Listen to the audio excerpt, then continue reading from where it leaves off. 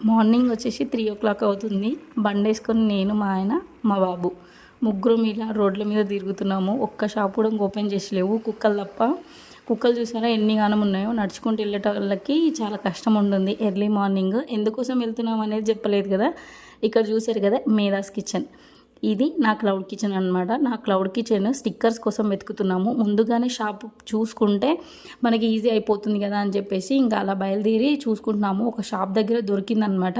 వాళ్ళు ఎక్కువ క్వాంటిటీలో చేసిస్తా అన్నారు. నేను స్టార్టింగ్ పెడుతున్నాను కాబట్టి కొన్ని స్టిక్కర్స్ తీసుకుందామని నా ప్లాన్ అనమాట. అందుకోసమని 500 రూపీస్కి 216 స్టిక్కర్స్ అయితే ఇస్తా అని చెప్పారనమాట.